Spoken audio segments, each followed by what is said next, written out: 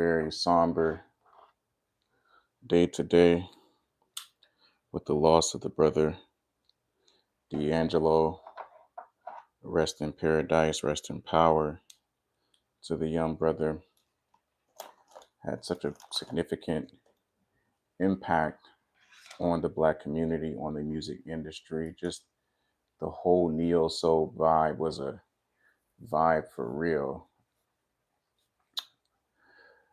And it's like you understand the mortality of life and you know that eventually all good things come to an end, but it's so wrenching when you lose one of your greats, especially an African American great. There's not a lot of us, and it just hurts, when you lose someone from such a small population in the United States with such a big legacy and a big impact. So just want to honor the brother and talk a little bit about D'Angelo's legacy and also what this indicates for the health of Black men. It's not uncommon for men of our culture to not really, especially when you're young, to prioritize your health, your physical health, your mental health. It's just not a thing. I think when I joined the military, that was when it was really sort of like in my face to like prioritize my health. And I was just listening to D'Angelo music on YouTube, listening to a concert. He does concerts all over the world, and he's like one of the very few soul artists that has the same voice, just quality of harmony and just style and swag, just like he does, man, on the CD.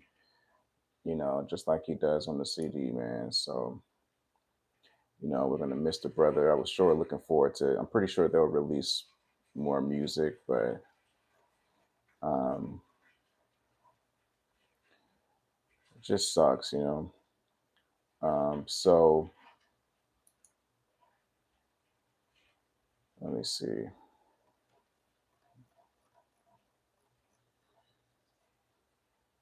Michael Eugene Archer. That's a that's a name.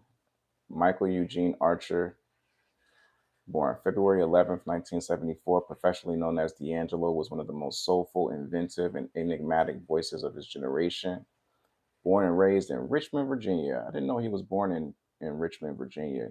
He was immersed early in music through his family's Pentecostal church background, where he learned piano by ear and absorbed gospel traditions. His formal break into the music world, came in the early 1990s when a trio he formed with family members gained local momentum. And he later earned recognition by competing and winning an amateur night at the Apollo Theater in Harlem. That early success allowed him to invest in his own gear, keyboard, and 4-track recorder, laying the groundwork for his deeply personal and self produced sound. D'Angelo's 1995 debut album, Brown Sugar, was a turning point. It blended traditional soul, jazz, funk, and modern R&B with a warm, organic sound that stood apart from the heavily produced mainstream R&B of the era. Critics and fans alike credited Brown Sugar with helping to ignite the neo soul movement, giving a platform to artists seeking to reconnect contemporary music with deeper emotional and musical roots. His follow up, Voodoo, in 2000 debuted at #1 on the Billboard 200 and further cemented his reputation for expressive vocals, adventurous instrumentation, and fearless artistic integrity. If you listen to a D'Angelo concert, I mean, he has any instrument you can really think of, just live bands. Him and his band just seem like they harmoniously work together just so beautifully. Like they had just a really deep relationship where, you could tell they put a lot of practice and a lot of effort into their shows. And it just was a beautiful thing to see, D'Angelo performing with his band, almost like Prince, when he would perform. Just very just talented brother. So the single Untitled How Does It Feel earned him a Grammy Award and became ironic or iconic for its sensual vulnerability. Over time, D'Angelo's influence on the music industry transcended chart success. He was widely seen as a bridge between classic soul traditions and contemporary musical innovation. His commitment to live instrumentation, layered arrangements, and emotional honesty inspired a generation of singer songwriters and producers to pursue authenticity over formulas. Though he retreated from the public eye amid personal struggles, including conflicts with being objectified as a sex symbol, battles with addiction, and a nearly fatal car accident, he reemerged in 2014 with Black Messiah. Awesome album, the Black Messiah album, an album widely hailed as a masterpiece of cultural, political, and musical relevance. In the wake of his passing, D'Angelo's legacy endures as one of the most soulful, bold, and boundary-pushing artists of his time, one whose work reshaped R&B, soul, and modern Black music for decades. All right. So just praying for his family, praying for his loved ones, people that were close to him, during this tough period, their loss, condolences to, a lot of the fans also had a loss, people who, and it's so wild because Angie Stone passed away not too long ago as well, you know, um, and just the timing, of it all is just really wrenching. But hopefully, I know he's in a better place, you know. So I want to kind of segue this into the importance of, and salute to Jason Black and the Business Channel. I can't salute to this man enough about really bringing light, revisiting the importance of just Black men and the Black community, really in general, prioritizing their health. So, in a society that often highlights progress, the persistent disparities in health outcomes for Black men in America serve as a sobering counterpoint. To many, the image of resilience and strength defines Black masculinity, but behind those narratives often lies a silent crisis of unmet health needs, all right, structural barriers, and cumulative stress. The question becomes, how is it that in one of the richest nations on earth, a demographic group so vital to its social and cultural fabric continues to suffer preventable losses in life and death? Consider a young Black man in his 20s or 30s full of potential, ambition, and promise. Statistically, he is more vulnerable than many of his white peers to dying from violence, untreated disease, or undetected chronic conditions. And I believe a lot of it just has to do with just the mistrust of just the white system, man. And I don't blame, I looked on Instagram, I think a dude was saying, like, oh, Black people are taught to hate white people. Don't nobody teach Black people to hate white people more than white people. All right. I didn't grow up in an environment where a lot of my Black family members even talked about Black and white racism. So, just due to the Tuskegee experiment, just things that white people done. All right. Nobody put a gun to their head and made them do what they did. You know, that stuff creates a distrust. There's people that are still suffering the consequences of the Tuskegee experiment, right? So that's those type of events in history put fear and caution in Black people on trusting today's medical system in America. You go to these hospitals, they're majority white, Indian, right? And to a lot of people who suffering racial trauma, you're the enemy. You look like the enemy. That's just what it is, So of course you're going to have a rise in disparities, and that's almost like the fucking Chinese people living in a country full of Japanese people, and all the doctors are Japanese, and every physician is Japanese. Of course the Chinese, with the Chinese and Japanese history, of course they might be a little bit hesitant on wanting to get treated. They're like, this motherfucker might kill me, So as a result, man, just of the history, right, there's going to be health disparities, there's going to be fear, you know so we need as many Black doctors, Black doctors, Black nurses, Black physicians, Black physical therapists as possible to help with some of these disparities. Um, so yeah, that's essentially what it is. I mean, it's to the point where a lot of African Americans won't even go to a therapist if they don't look like them, and that's just talk therapy. So imagine you having to get heart surgery or having to get some sort of invasive procedure done on you.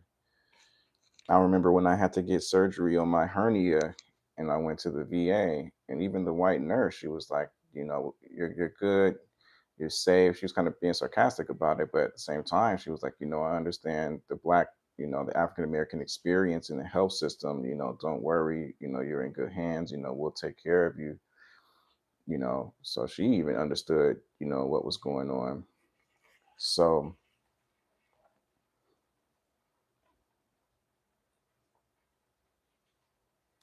this vulnerability is not rooted in biology alone, but in social structures, unequal access to quality healthcare, economic precarity, environmental injustice, and the psychological weight of racism.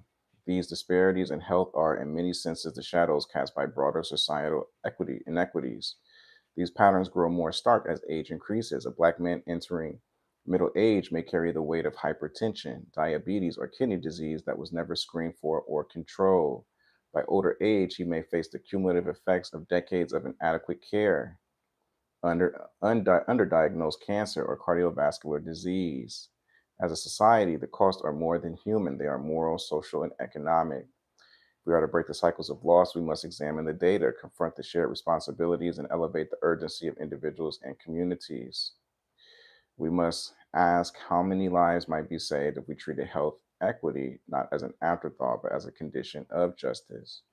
So, mortality among Black men, high age adjusted death rates in recent years, the age adjusted death rate for non Hispanic Black males was about 1,151.6 per 1,000, a decline from prior years in 2023, reflecting both progress and ongoing disparities. In contrast, white male death rates remain substantially lower, meaning that Black men continue to die at significantly higher rates after adjusted for age. And a lot of it is accounted for Black on Black violence, too. There's responsibility to be had on our part, as a community where we can't keep killing each other off. You're already dying from diabetes, cancer, heart disease, right? Chronic stress. It's like, why put the toll on your community even more worse? We can't be our own devils. Star says it's no devil worse than the black devil. In some ways, he's right. When you have to look at the devil and see your own people, that shit, that hurts more, in a lot of ways. First, when he used to say that, I used to be like, man, what the hell are you talking about? What? Black devil worse than a white devil? But, in some ways, he's right. You know, life expectancy gaps. Black men live shorter lives on average. Some sources report life expectancy for Black males to be in the high 60s, low 70s, several years lower than the national male average. That gap reflects early and midlife excess mortality in many areas: homicide, cardiovascular disease, metabolic disease, and late stage cancer. Age specific mortality patterns. In younger age groups, 15 to 34, homicide and violence dominate as leading causes of death for Black men more than for other groups, right? We got to stop killing each other, man. People say that every year, but we still keep killing each other. Moving into the middle age, 35 to 60, heart disease, cancer, and accidents rise sharply in prominence as causes of death. In older age, 65 plus, chronic diseases such as cardiovascular disease, cancer, cerebral vascular disease, and kidney disease greatly dominate mortality. Changes over time. Although mortality rates among Black men have declined over decades, 26% decline in overall mortality from 1999 to 2019, progress has been uneven and was disrupted by the COVID-19 pandemic. The pandemic contributed to spikes in mortality for men, and Black men were disproportionately affected. In 2015, for example, the age adjusted mortality rate for Black men was 1,070.1 per 100,000, compared to 881.3 per 100,000 for white men. This kind of disparity persists in various data sets over time, signaling longstanding structural determinants rather than random fluctuation.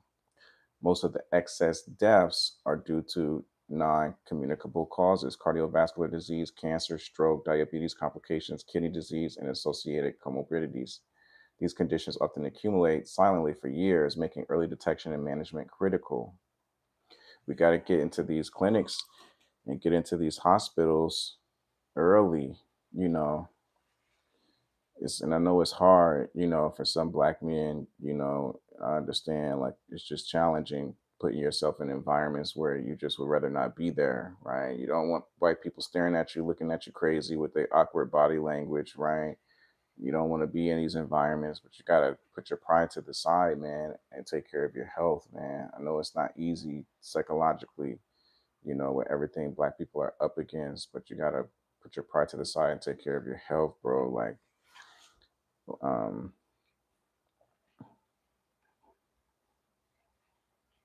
and I know a lot of you guys ain't gonna watch this video, man. You guys want to be entertained by the bullshit. You don't want to hear about health. You don't want to hear about nothing that can save your fucking life, right? So I'm not expecting to get shit, from this, but I'm just putting the information out there, because I care about your health, even if you don't give a shit. So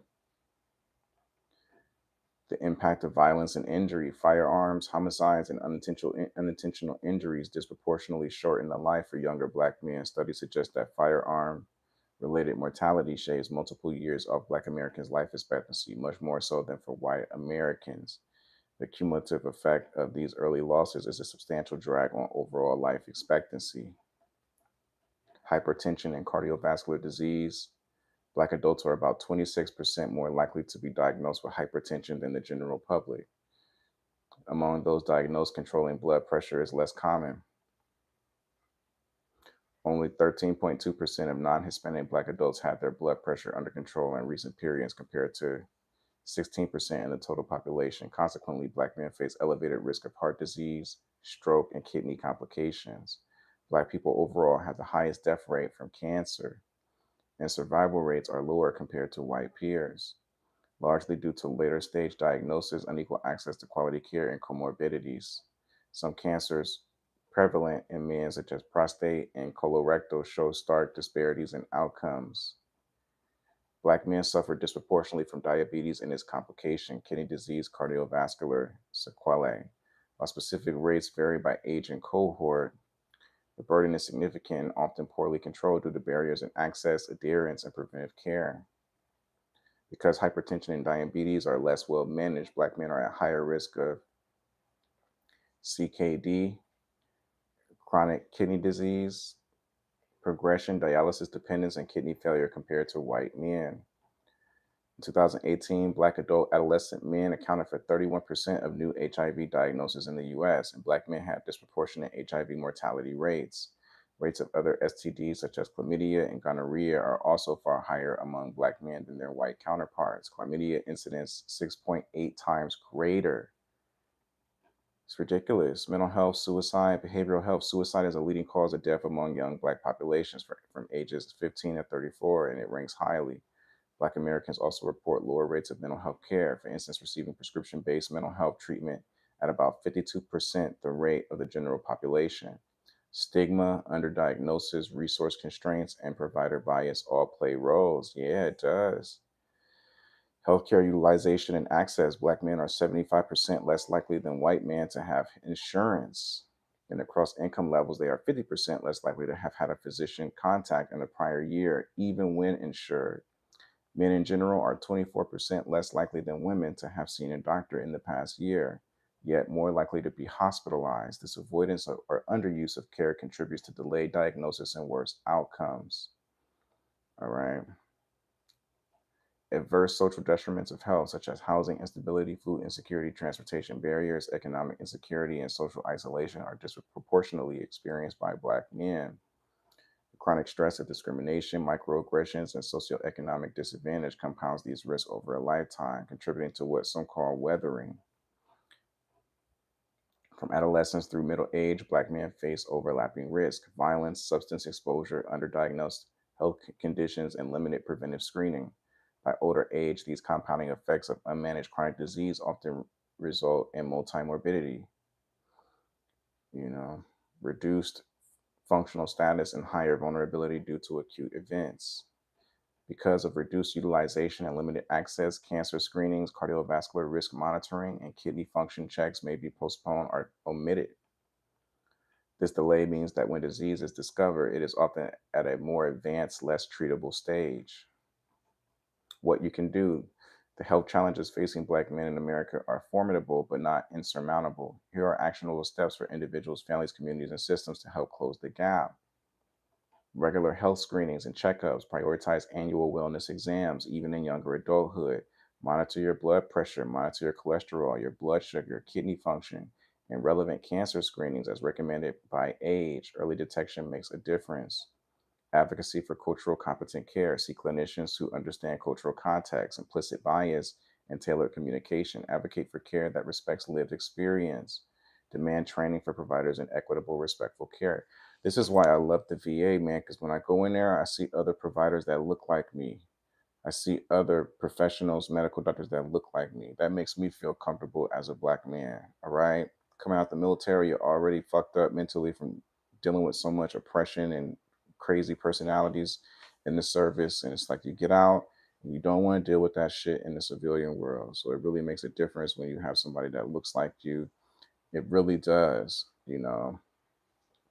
So, I'm thankful to the VA for having a little bit more diversity in their healthcare settings, and people who may not look like me, but who are culturally competent. Because by way of nature of being in the military, you have to understand you're going to run across different races. So that's why I love the VA medical care. They know how to deal with Black people. Some of these clinics in the middle of the bumfuck boondocks, never had a Black person come in there. Everybody's looking at you crazy there. I've been to clinics like this, especially in San Diego. Not a Black person in sight. They don't know how to respectfully treat you. They're making you wait crazy amount of times when really, you could have got seen earlier. They're making you wait. The microaggressions. This shit is fucking real.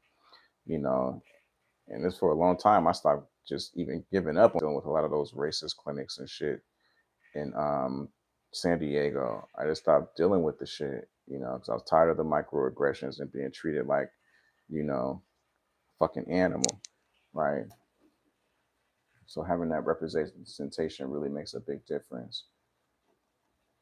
Health literacy and education. Learn about your risk factors. Check your family history, lifestyle, and environment. Engage in community-based health education programs.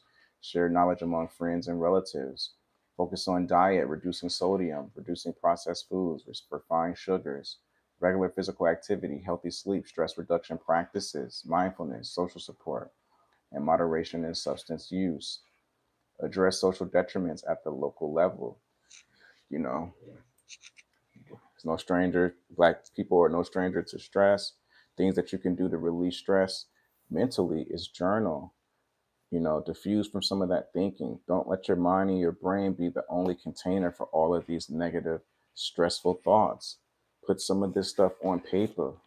Write it down. You know, the more you write down some of your stressors and you write down some of the things that are overwhelming for you, it just you give your brain a break, from having to be the container of all that negativity. And if you're not a journaler like me, I'm not really great on journaling. When I get off of work, I'm tired as hell. I don't feel like writing. I don't feel like thinking or doing anything. So talking to an audio recorder, keep something that you can log, your thoughts in outside of your brain, holding all that information.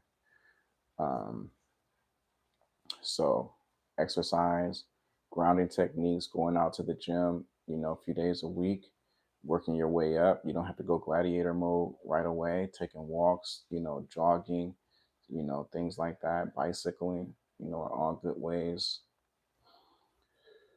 Traveling is a good way to help your health.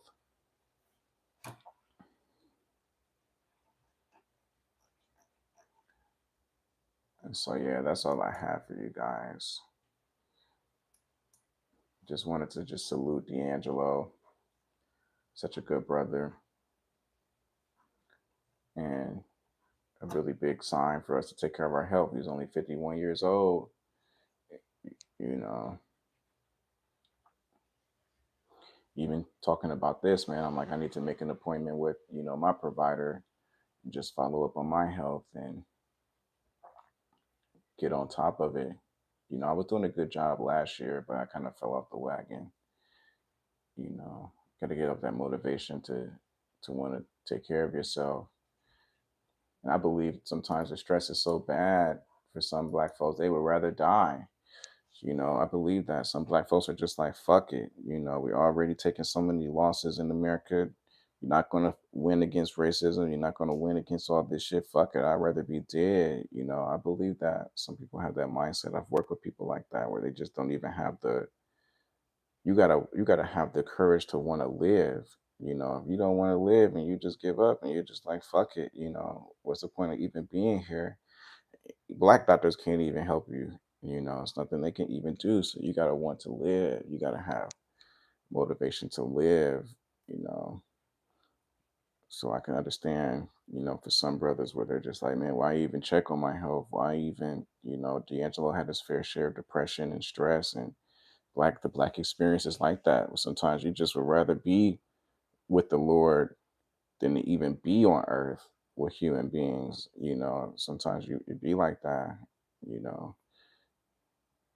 my wife, she's telling me, she's like, Randy, you don't got a social life. You don't interact with society. Hell, fuck no. It's like, why keep interacting with people that don't understand your experience? They don't understand what, the shit that you're dealing with. It's like you want to be around people where there's an alignment, of your value system, people that get you.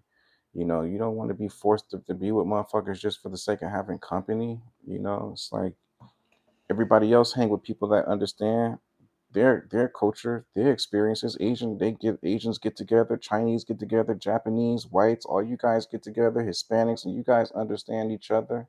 You have an understanding. You niggas ain't rushing out to the hood to connect with black folks because it's a different understanding. So what's the difference for us? And it's like if the niggas don't want to socialize, that's their choice. I got friends and people who fuck with me, but if I'm in environments where I don't feel connected and respected, I'm not socializing. It's just not, it doesn't benefit me, shit. When I was in the military, we were socializing all the time, but we had a common ground. We was in the military, so we had an understanding. So it's easier, I feel like when you're black if you want to even join the military or if you need to, you feel a little bit more easier to socialize with different cultures because you guys have like a common ground. You guys are serving like a common purpose. It's not like that, in the civilian world. Everybody's so individual and shit. Everybody got their own mindset.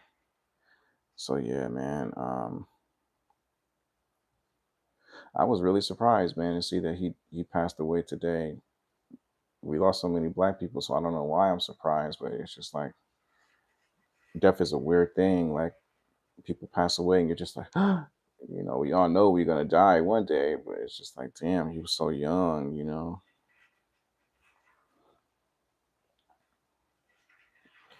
Yeah, so just praying for the brother, and I pray that a lot of you guys focus on your health and take care of yourself. You know,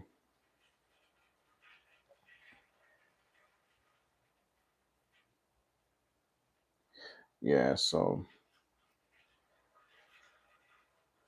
we gotta value our lives, black folks. We gotta value ourselves, man. We do, man. We gotta value ourselves better, man. It starts with us, man. I wish I could go to different hoods and just have talks to some of these at-risk youth. Like, man, we gotta do shit differently. You know, we gotta think differently. It starts with our thought process. We want to cut the violence down. A lot of the guys that's holding guns and killing each other could be doctors, could be physicians, could be giving life. Instead of holding a gun, you can be holding a fucking stethoscope. You know, you'd be surprised how many black people really just need to work with professionals in the health industry that look like them. It's like, and not all niggas are criminals and violent, but it's like it's too many of us, man, killing each other. That could be doctors, that could be physicians, that could be medical providers. It's like you almost hate to even have a black experience in fucking white America. Everybody's gonna have all these opinions. Everybody got fucking something to say. It's like you really just almost want to suffer on like a fucking island. Like you hate to even be in this situation around fucking non-black people, man. You know, it's just so much embarrassment, so much shame. You're just like, what the fuck? We're fucked up. And then you got other races like, yeah, you're fucked up. It's like, it's just the fucking devil, you know. So it's a spiritual health that's important too. You guys got to get in the word, or however you achieve your spirit. It's like you can't even teach you guys about Christianity in the Bible because you're gonna shit on that. It's like however you choose to get your spirituality and your spiritual food, you need to get it because the physical world is decaying. Okay, they're not going to help you. You know, they can help you with some medical procedures and shit, but it starts with your spirit, man. You know, a lot of you guys don't believe in Christianity. You don't believe in the Bible. You think it's the white man's religion. It's like I don't know how the fuck can we save you niggas. What the fuck can we do? What the fuck can we do? You know what I'm saying? Go out there and go hug a tree. Go out there and walk barefoot in the fucking grass and go talk to the leaves. Whatever you gotta do. You know, it's like when people really are anti-Christian in the spiritual health, it's like they become super scientific and super nature driven. Go out there and hug a fucking tree. All right. Go sing to the birds. Do whatever you need to do. Go fucking meditate on the wavelengths in the air and shit. You know, do whatever you gotta do to feed yourself spiritually. I'm not judging you, you know. Shit, man. So what else? Journaling, taking walks, you know, and just talking to somebody, you know. I talk to my pastor, man, and it helps me, you know. And I've been experiencing a little bit depression too lately. I have, you know, I was taking antidepressant medications, but I stopped taking that shit because I'm like, damn, like I don't want to be dependent on fucking antidepressant medications, but they do help. I'm thankful for the VA for even giving me the medications, you know, because they do help. But I'm just like, I don't want to be dependent on that shit. But I have been feeling depressed lately. I really have. Like, you know, sorry to you guys, man. Like for being if I've been like coming off like a little negative, and you know, I do have depression. You know, I'm not gonna make that no excuse. You know, it's my choice to think how I want to fucking think, man. You know, sometimes I just look at shit. I was talking to my grandma today. I'm just like, man, being a Christian is so hard. It's like especially being a black Christian, that's like one of the most hardest fucking things. It's like you're in an environment where you have every reason to fucking rage, right? D'Angelo, he grew up Christian. It's like being a Christian in general is so hard. Don't be a black Christian where you're in a system that is against you, constantly hating on you, just triggering you so you can just go into a rage and just kill shit, right? Throw your ass in prison, right? You constantly got these triggers and shit. But then the Bible's like, you have to be loving, be patient. It's like almost, I feel like sometimes Christianity weaponizes the black reaction to just injustice, you know. And I know in the Bible it talks a lot about, you know, power, love, and a sound mind, being a voice for the oppressed. But then sometimes I feel like they say Jesus Christ forgives your sins, but then we got to face judgment. We got to face God's judgment. I was telling my grandma, I'm like, damn, like, I don't feel forgiven because God is going to look at my life and be like, Randy, we're seriously? And what can you say to God? It's like, what can you say to God? Every thought, every word. It's like, I feel like this shit in America is the devil, man. They put you in these situations where you're mad as fuck. You know, it's shit that's going on, raising cost of living. Your fucking employers are dicks. Rent is going high. You can't point the finger at nobody. You're basically fucking powerless. All you could do is just be mad as fuck. You know, then you die and you go get judged. It's like being a Christian, man, being a black Christian is so fucking hard, man.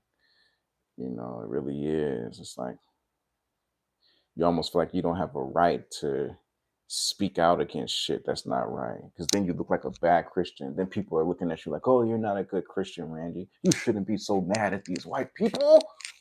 You shouldn't be so angry. Be happy. You got fucking McDonald's and In-N-Out Burger. You got a roof over your fucking head. Be happy. It's like shit just psychologically fucks you up, man. You know, it really does.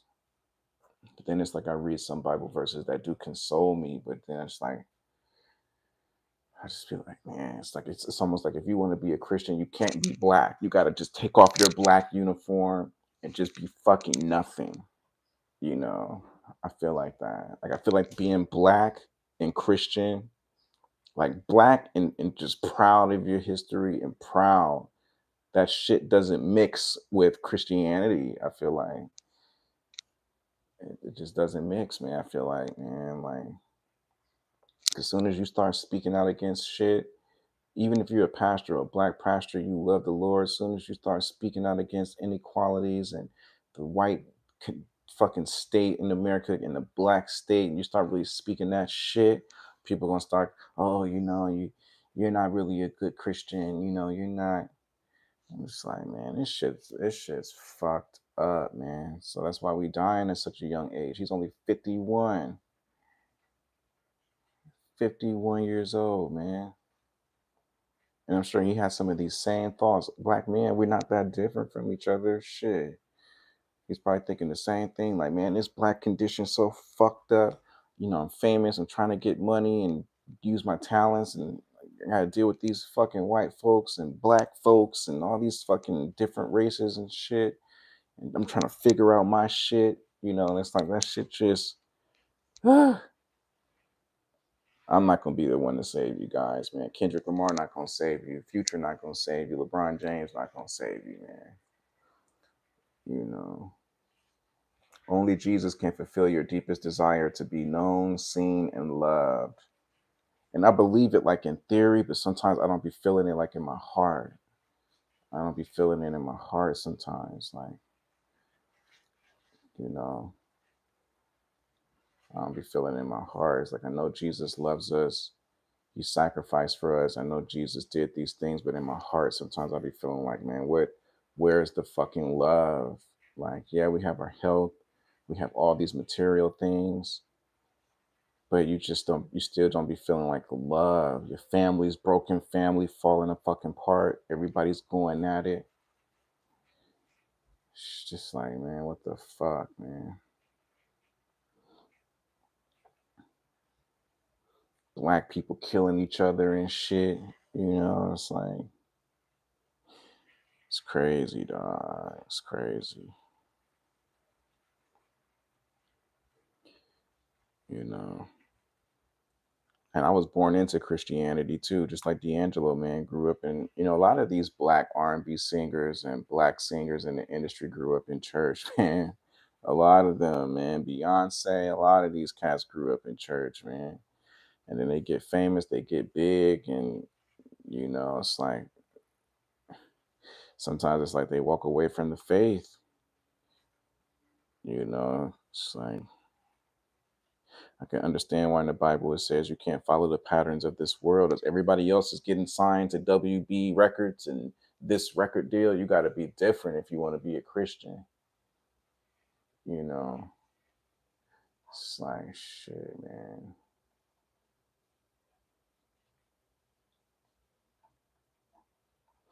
Yeah, being a black Christian is so hard, man.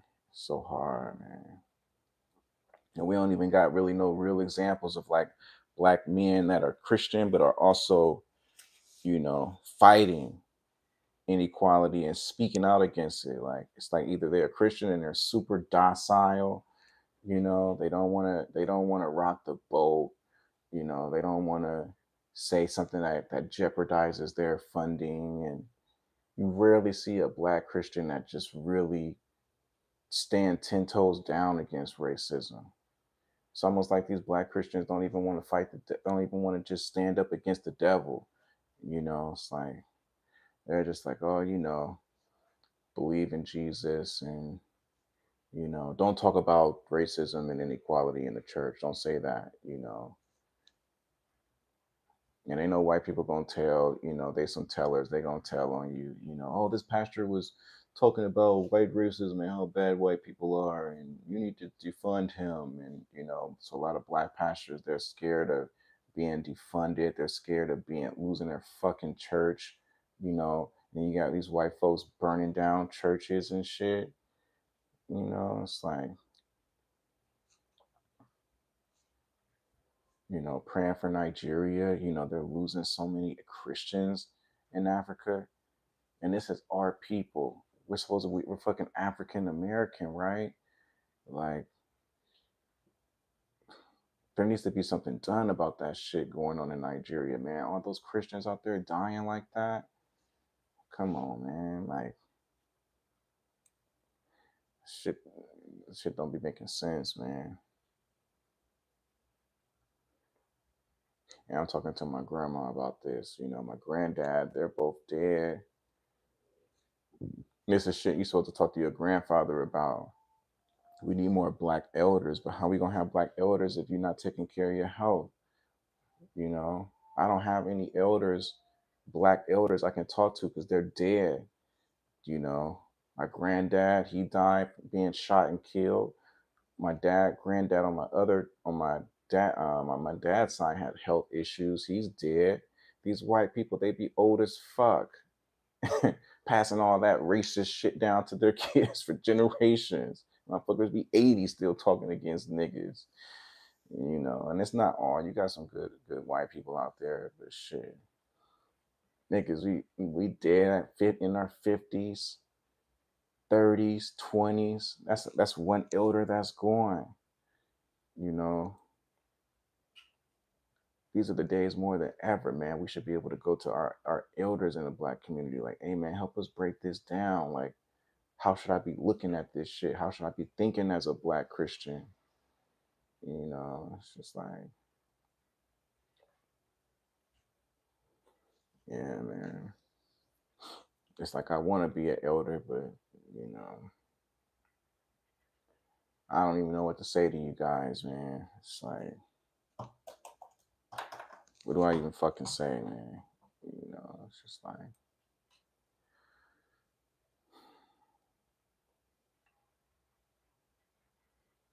how to be a Christian and have black pride and fight injustice at the same time. How do you do it? How do you do it, man? How do you be a black Christian and still keep the fight in you? You know?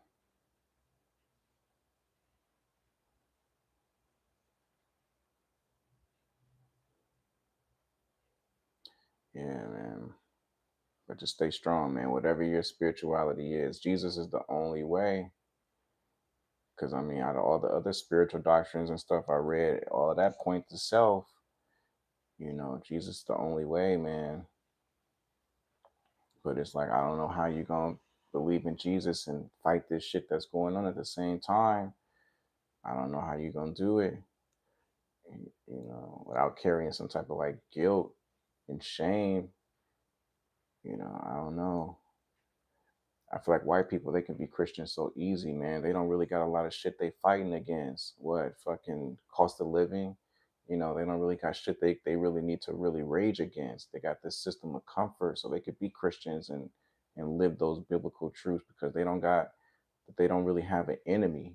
They could just shit. The only enemy they got is themselves, products of their own creations and shit. So they can be long suffering and patient and kind because they're not in any systems of oppression. So they don't have to have that fire, so they can slip into that sort of like complacent, just, hey, we all just get along, we're all happy, everything is all fucking good, because you motherfuckers ain't being oppressed. You're getting all these damn privileges and advantages, and motherfuckers are bringing you on because Jacko. Jack is one of my big buddies in high school. Yeah, come on the team. You guys got so many fucking opportunities, man. So of course you could be a Christian and just live this life of fucking carefree forgiveness and love and kindness. You're not really fighting shit. You ain't gotta worry about jogging around certain neighborhoods, motherfuckers hanging your motherfucking ass. Or putting their knee on your damn neck. Motherfucker choking you out in the subway. Motherfuckers ain't gotta worry about none of that shit. You damn near got the world in a chokehold because they either scared you're gonna call the police, you know. So hell yeah, it's easy for y'all to be Christians and to be soft and kind and all this shit. Black people got all these damn systems and shit against us, man. Black identity extremists, so you just being fucking black, talking about racial issues, fucking the fucking feds got a damn target on your back. You're stressed about that shit. You know, it's like you hope your damn kids can come back home safe, walking in neighborhoods and down south in the country, and motherfuckers don't hang them, or rolled up in fucking gym mats. Oh, he rolled himself up in the gym mat. Motherfuckers lying, so much shit going on. Of course, it's gonna be hard for black people to believe and to buy into Christianity. They don't got no book on that shit. It's like you gotta think about these things, man. It's like shit. I can't wait till we go to heaven, man, and God really break down like the black experience and what we was dealing with. I just can't wait. You know,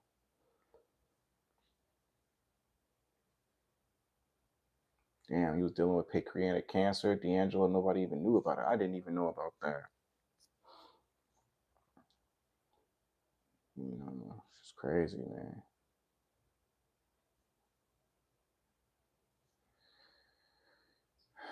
So yeah, man, just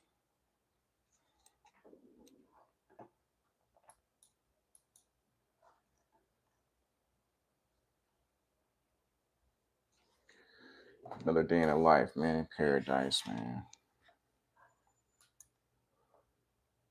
Another day in the life.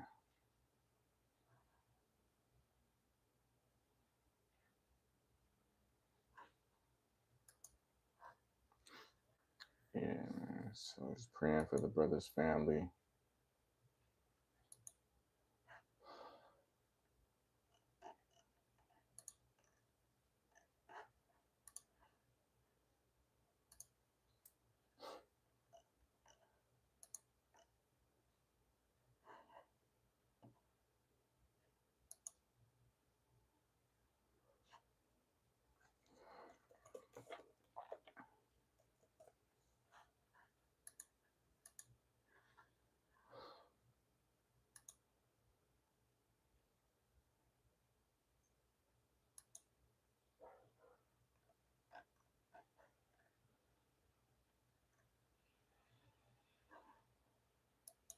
Just praying for his family, man.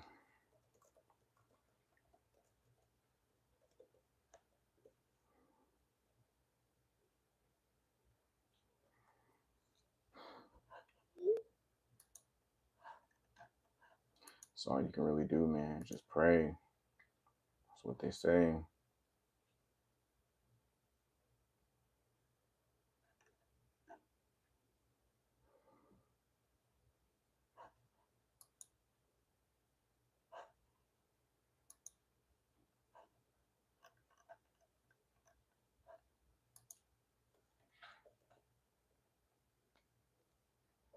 That's what they say. Yeah, man, I need to leave America, man. I got my passport and the fuck up out of here, man. I need to change my environment, man. Just because of energy. I don't give a fuck if I gotta live off of bananas, nuts, whatever. Shit, Sometimes you gotta sacrifice creature comforts and all that shit to really just be well. You know, Sometimes you gotta go back to like your humble beginnings and shit. You know, Get the fuck out of this country, man, and see the world and change my diet. Just sometimes you gotta, just for your mental health as a black person, you gotta just